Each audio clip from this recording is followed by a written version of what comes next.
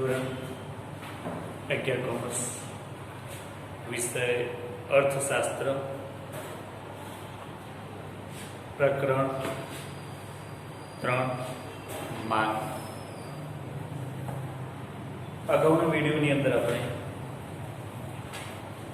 માંગ કોને કહેવાય અને માંગને અસર કરતા પરિબળો જોઈ ગયા. ત્યારબાદ માંગ વિધેય જોયું આપણે. અહીં આપણે જોયું તો એ વખતે કે માંગ વિધેય એ વસ્તુની કિંમત અને તેને અસર કરતા પરિબળો બેની વચ્ચેનો જે કારણ દર્શાવતો સંબંધ જે છે તે સમજાવવા માટે માંગનો વિધેય તૈયાર કરવામાં આવે છે. હવે આપણે જોઈએ છીએ એ માંગને વિધેયને આધારે માંગનો નિયમ તૈયાર કરવામાં આવે છે. તો માંગનો નિયમ આપણને શું કહે છે તે આપણે જોઈએ. માંગનો નિયમ કે માંગનો નિયમ એટલે કિંમત અને માંગની સમજૂતી દર્શાવતો નિયમ એટલે માંગનો નિયમ. આપણે એમ કહી શકીએ શું? કિંમત અને માંગની સમજૂતી એટલે કે કિંમતમાં ફેરફાર થવાથી માંગમાં શું ફેરફાર થાય તે બેની વચ્ચેની જે સંબંધ છે તેની સમજૂતી દર્શાવતો નિયમ એટલે માંગનો નિયમ એમ ગણવામાં આવે છે. તો અહીંયા આગળ માંગનો નિયમ શું કહે છે? જો યાદ રાખજો વિદ્યાર્થીઓ, માંગનો નિયમ જો અન્ય પરિબળો યથાવત રહે, શું? જો કિંમત સિવાયના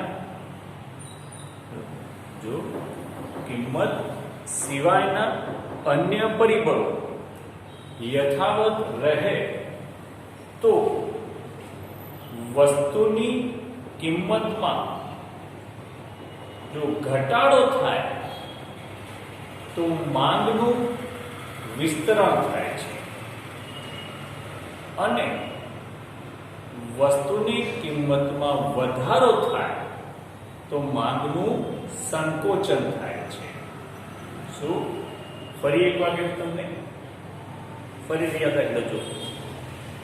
જો વસ્તુની કિંમત સિવાયના અન્ય પરિબળો યથાવત રહે કે સ્થિર રહે તો વસ્તુની કિંમતમાં ઘટાડો થાય તો માંગનું વિસ્તરણ થાય છે અને વસ્તુની કિંમતમાં વધારો થાય તો માંગનું સંકોચન થાય છે. બરોબર?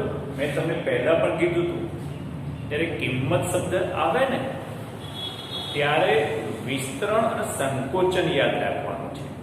વધારો ઘટાડો શબ્દ યાદ ન રાખતા. ખાસ માંગના નિયમની અંદર આ વસ્તુ ખાસ ધ્યાનમાં રાખવાની છે. શું?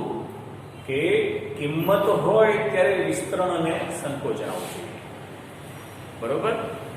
એટલે અહીંયા આગળ કિંમત સિવાયના અન્ય પરિબળો એ સ્થિર રહે તો જ વિસ્તરણ સંકોચન શક્ય બને છે.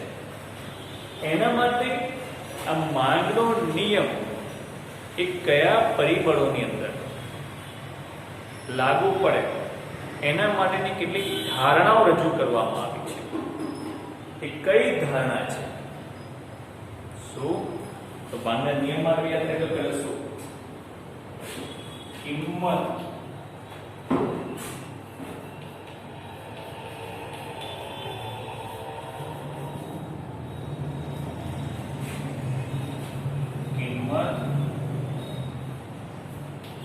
ઘટે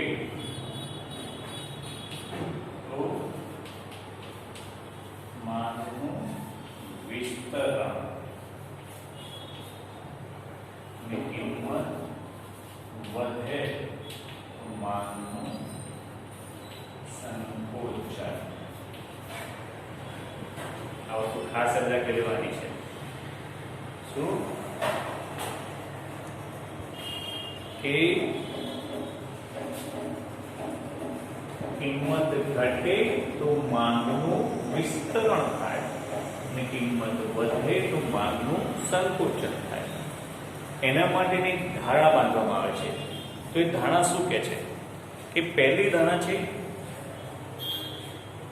ગ્રાહકની અભિરુચિ, પસંદગી અને ટેવ સ્થિર રહેવા જોઈએ. શું ખાસ યાદ રાખી લેજો, જો આ ધારણાઓ લાગુ કરવામાં આવે તો જ માંગનો નિયમ શક્ય બને છે. આ પરિસ્થિતિમાં એટલે માટે પહેલી ધારણા શું કે ગ્રાહકની અભિરુચિ, પસંદગી અને ટેવ સ્થિર રહેવી જોઈએ. ગ્રાહકની પસંદગીમાં, અભિરુચિ કે ટેવમાં કોઈ ફેરફાર થવો જોઈએ નહીં. આ ખાસ બાબતનો અભ્યાસ કરવો જોઈએ.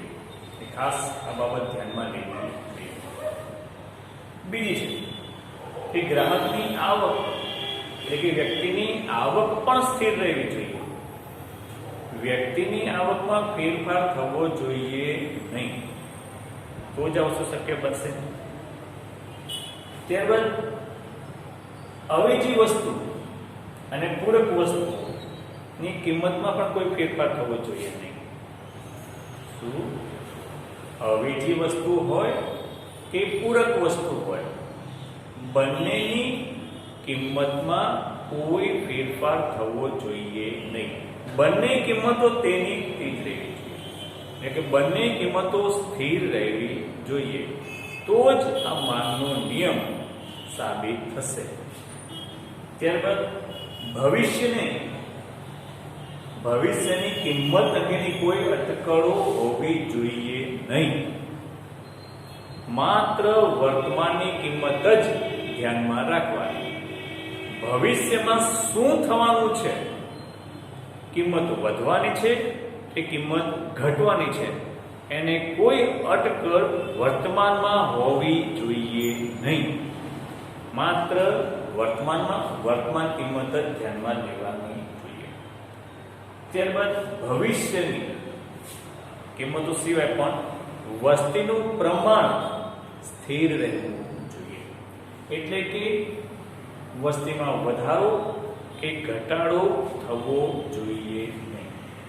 જો આ વસ્તુ બને એટલે કે આ પાંચે પાંચ ધારણાઓ, જેને આપણે એમ કહી શકીએ કે આ પાંચે પાંચ ધારણાઓ સ્થિર રહે, યથાવત રહે, તો માંગનો નિયમ લાગુ પાડી શકાય. જો આ ધારણાઓ યથાવત ન રહે તો માંગનો નિયમ લાગુ પાડી શકાય નહીં. તો જો આપણે માંગનો નિયમ સમજવો હોય, નિયમ તો પેલા યાદ રહી ગયો, તમને યાદ રાખજો વિદ્યાર્થીઓ. માંગનો નિયમ, કિંમત યાદ રાખવાની છે. શું? તો હવે આપણે આ નિયમને અનુસૂચિની મદદથી અને આકૃતિની મદદથી આપણે સમજવાનો પ્રયત્ન કરીએ.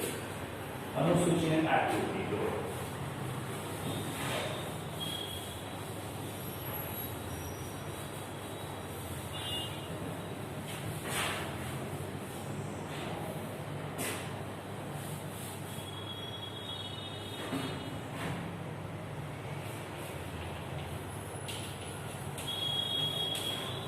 હવે જોજો તમે, આપણે માંગની અનુસૂચિ જોઈએ. આપણે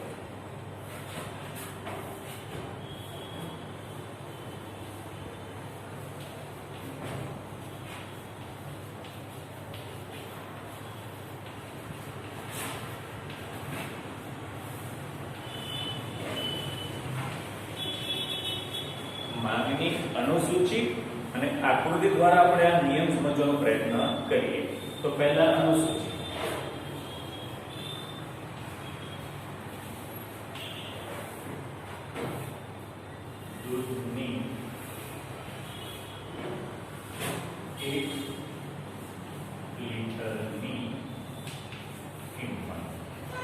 શું અહીંયા આપણે ધારીએ છીએ કે 1 લીટર દૂધની કિંમત શું છે તે દૂધની 1 લીટરની કિંમત 50 હોય, 40 હોય, 30 હોય, 20 હોય અને 10 હોય, ત્યારે એની માંગ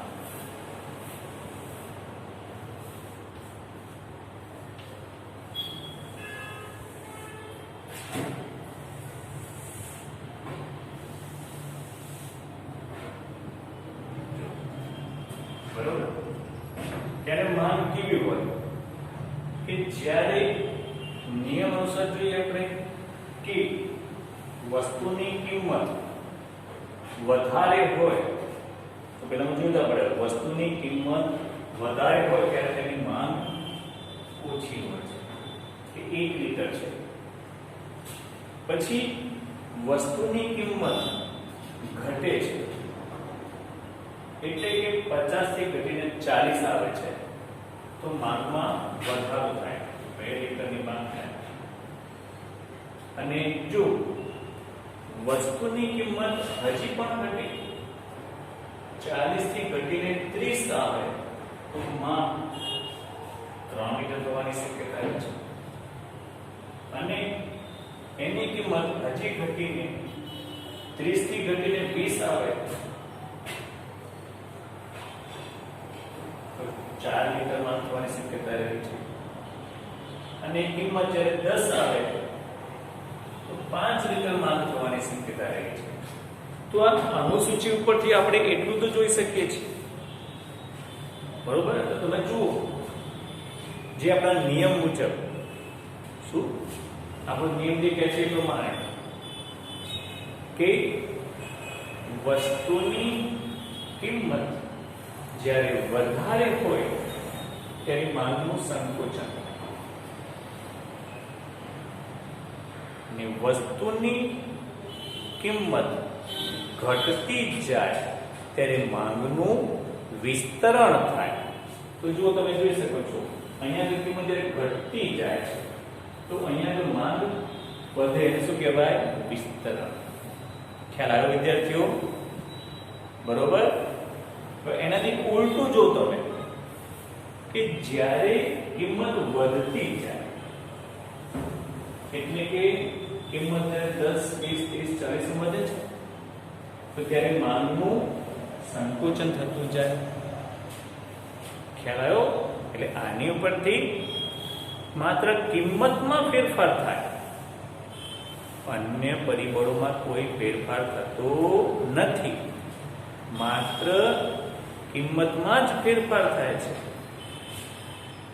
તેવા સંજોગોમાં આ નિયમ લાગુ પાડી શકાય. હવે આને આપણે આ અનુસૂચિના આધારે આકૃતિ જોઈએ. જોજો તમે આકૃતિ.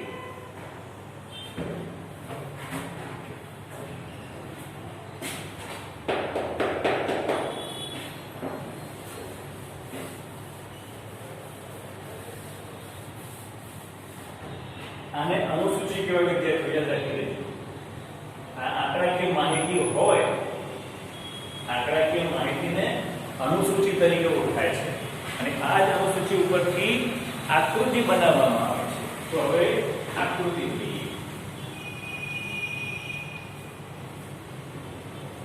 અનુસૂચિ ઉપરથી આકૃતિ. તમે ભૂતકાળની અંદર 10માની અંદર ગણિતની અંદર તમે આલેખ, આકૃતિ એ બધું દોરવાના શીખી ગયેલા છો. તમે ખ્યાલ છે ને? તમે એક્સ ધરી, વાય ધરી, ખબર છે ને? તો એ જ રીતે આપણે અહીંયા આકૃતિ દોરવાની છે. તો સૌથી પહેલા એક ઊભી ધરી દોરીએ આપણે,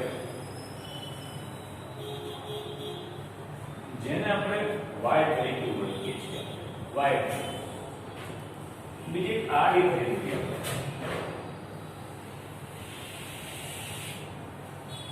જેને આપણે એક્સ તરીકે ઓળખીએ. જો થોડી આડી હશે. ઊભી ધરી હોય એને વાય ધરી કહેવાય, આડી ધરી હોય એને એક્સ ધરી કહેવાય. હવે યાદ રાખો, એક્સ ધરી ઉપર સ્વતંત્ર ચલ લખવામાં આવે છે. શું? યાદ છે ને પહેલા ચેપ્ટરની અંદર x ધરી પર સ્વતંત્ર ચલ હોય અને y ધરી ઉપર પરતંત્ર ચલ હોય છે, બરાબર? તો હવે હંમેશા y ધરી ઉપર કિંમત લખાશે. તો અહીં આગળ દૂધની કિંમત,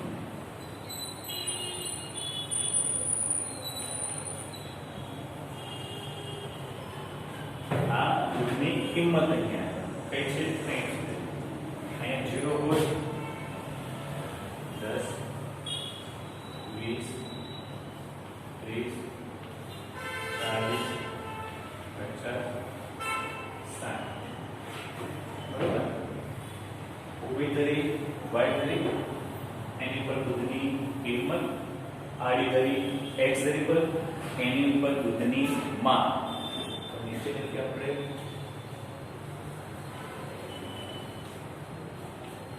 દૂધની માપ, બરોબર? અહીં આગળ 1 2 3 4 5 6 દૂધની માપ લીટરમાં અને દૂધની કિંમત લીટરમાં. ખ્યાલ આવી ગયો? તો હજુ આપણે જે કઈ દોરું છે એવું જોઈ લો. આ અનુસૂચિ, બરોબર? અને એ અનુસૂચિ ઉપરથી આકૃતિ દોરવાની છે આપણે. એ જોઈ લો પહેલા. ખ્યાલ આવી ગયો અનુસૂચિ?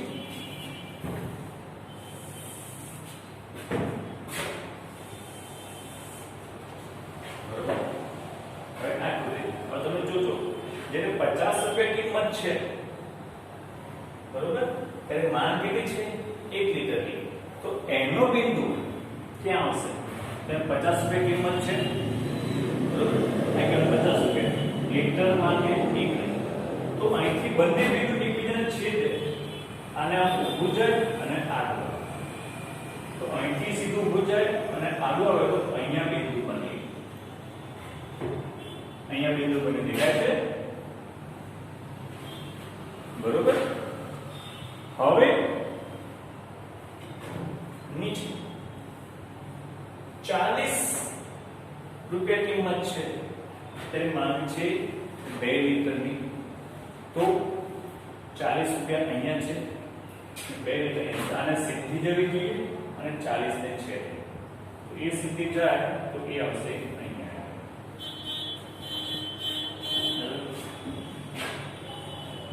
આ બોર્ડ છે, તમારી પાસે આલેખમાં દોરો તો તમે વ્યવસ્થિત ચોક્કસ બિંદુ દોરી શકો. તમે